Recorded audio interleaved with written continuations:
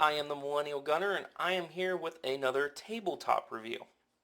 A couple of weeks ago, I released a video on my brand new Canik TP9 SC Elite, which is taking the role of my new carry gun. I'm liking that gun quite a bit, actually. So if you haven't gotten to see that video, go back one and watch it. Everyone seemed to really enjoy it though, so for this video, I figured I would cover my original carry pistol, the Taurus Millennium G2.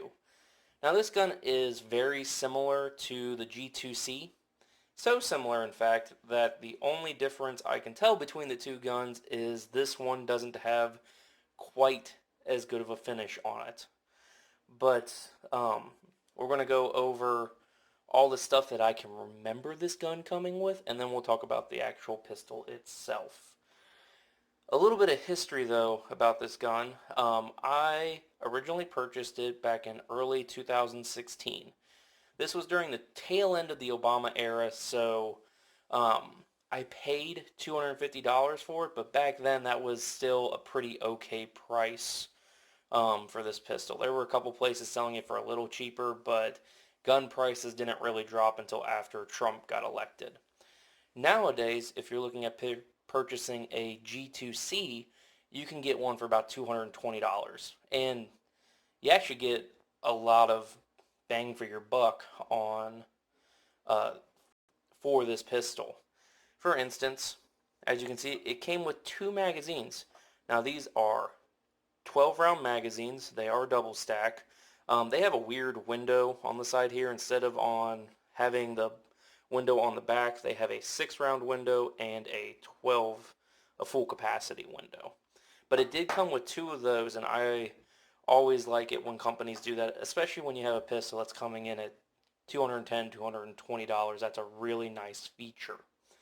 When I also picked up the pistol, it had a key very similar to this. This one is not the exact key. When I was looking to put the video together, I just couldn't find it, but this is one off of another of the Taurus pistols I owned, and it works for the trigger lock system in this gun, which is right here. You put the key in there, just like so. Sorry, doing this with the camera. And you can turn it, and that will lock the trigger. Originally, that was designed as like another safety precaution. I find these things honestly kind of dumb, and I've never used it once in my life. But if you store your pistol for like in between range days or whatnot, it can be something that's really handy. This pistol also did come with a cardboard box. I got rid of that thing a really long time ago. But I do still have the manual of arms here, and it had all the other normal paperwork. I'm pretty sure it also... Moving on to the actual gun itself, mine is not completely stock. I did make one, I guess you can call, major modification to the pistol, and that is in the grip. I just didn't like the grip a whole lot, or the original grip. It had some texture to it, but it just didn't have enough stick, is the best way I can describe it. So I got some of these Talon rubber grips on there, and I really like how it feels after I put those on. Not too abrasive, but still really gives you a good grasp. Speaking of the grip with this pistol, as you can tell, the very bottom part of it is cut out. And what that means is if you're just dry firing, your pinky hangs off there. But as soon as you put one of the magazines in, you're good. It does kind of squeeze your hand together. The undercut here really isn't that dramatic, so my hand's a little squished there, but it's nothing awful. Moving up to the trigger, this is a double action striker fire trigger, which is kind of weird. So like when I have it cocked like that, that's where the wall is. It's right there, and then break. Really easy. Most of the time, that's how the pistol will shoot. But if it's not cocked, for whatever reason, say you had a light strike, which I have experienced with this pistol before, and you need to do a second strike, it's really, like, it's not gritty, but I've shot this pistol a lot, so that's probably why. Um, it's just a really firm squeeze, and then there was the break. Let me see if I can get it to do that. So, like, right there is the wall for the break, and this is just a really hard squeeze. Now, with this pistol, you'll almost never use the double action part of it. I think I've had 3 or 4 light strikes in my history of owning this pistol, and I can't even tell you how many rounds I've put through it.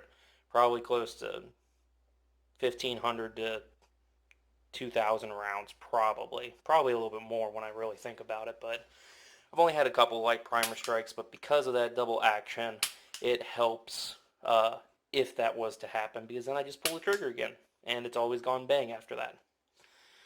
Moving up, the pistol does have a manual safety. Some people like them, some people hate them. I don't really like them on my concealed carry pistols, so my solution is whenever I wasn't carrying it, it was like this. As soon as I put it in the holster to carry, it was like that. Really not that big of a deal. But for people who do like it, it's very accessible. So you could just draw, boom. It's really easy. It's not hard to manipulate at all. Never has been. It's never been sticky or hard or anything like that. The gun also does have this really small Picatinny rail up here. At one point, I did try and mount a light on the gun, and I had a really hard time finding lights that fit this. Now, since then, this size pistol has become a lot more popular, and finding lights that match this small Picatinny rail has become a lot easier. Looking at the slide of the gun, these cuts, like, they're not bad. They're not nearly as aggressive as a lot of other pistols I've shot, but they definitely dig in. Like, it's not like you're just going to slide your hand when you go to wrap the gun. It's nice. Sorry for rocking you guys there. See? And that time I hit my table. So, now you know it's solid at least. But, they're not bad at all. There are no forward serrations, but that's okay because I don't really ever use them. When I do have them, I've just never been someone to do the tactical check, especially when you have a loaded chamber indicator.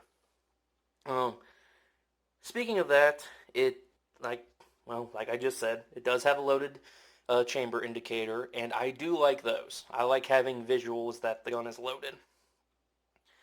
The sights on this gun are 3-dot. Sorry, I'm trying to figure out if I can... There we go. There you go. That's kind of the sight picture.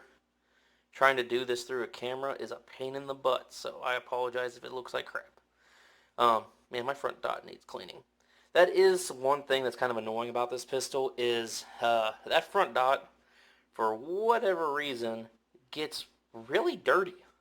Even when you have it in a normal holster that has that front sight completely covered, the front dot on this gun has always gotten dirty really easily. It is fully adjustable. Never really... I messed around with it a little bit when I first got it because I kept having an issue of the gun shooting left. And I adjusted it to compensate for that, but as I became better with the pistol, I found myself just shifting it more and more back to center. Now, I have seen a lot of people shoot this pistol, or have this pistol shoot to the left. I think it's mostly just because it's such a small gun and you have to grip it kind of like you're gripping it snugly, but your hand once again, is kind of cramped on there. But that's pretty much it. For things that I've personally noticed about the gun, this finish is okay. I think the new G2Cs have a better finish on them than the Millennium G2s. It's just a blue on this. When I think on the G2Cs, it's uh, either like a or a Cerakote or something like that. But I think the G2Cs have a better finish than the Millennium G2s. That being said, I've been wearing this gun for 4 years, and though the slide does have some points in it where it looks a little rough, like right here on the camera, I can definitely tell where I had to clean up that rust spot when I went to New Orleans. Um, it's really not too bad. That's really the only major blemish I've had on this gun since I got it. As far as reliability goes, I really haven't had that many issues with this pistol. Um, I've had a couple light primer strikes, 3 or 4 in my recollection of it, and my pistol doesn't like Fiocchi ammo. I've seen other G2s that shoot Fiocchi fine. It just, for some reason, mine doesn't like that brand of ammunition very well. So I just don't shoot it in the gun.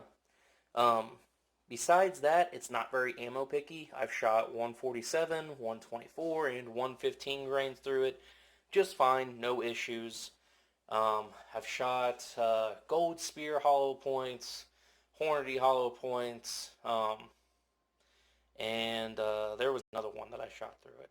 Oh, yeah, um, Winchester hollow points through it, and it feeds all those just fine. It just doesn't like Fiocchi ammo. Now, Taurus kind of has a history to it. And that history comes back from the early 90s when the original model of this gun was not very reliable. Um, it had a lot of drop safety issues and a lot of malfunctions. But then they released this, the Taurus Millennium G2, and that alleviated all the problems. So when you go onto Facebook or the forums and you're either looking for a budget pistol or are looking for a first-time gun, don't listen to all the trolls. If all you can afford is a Taurus, or you only have 220, 250 bucks to spend on a pistol, these guns are fine. People are just being trolls and are being gun snobs. And I'm probably going to catch some crap for saying that in the comments, but oh well, that's what I believe. I think that covers everything though. So, this is the old carry pistol. It has been very good to me.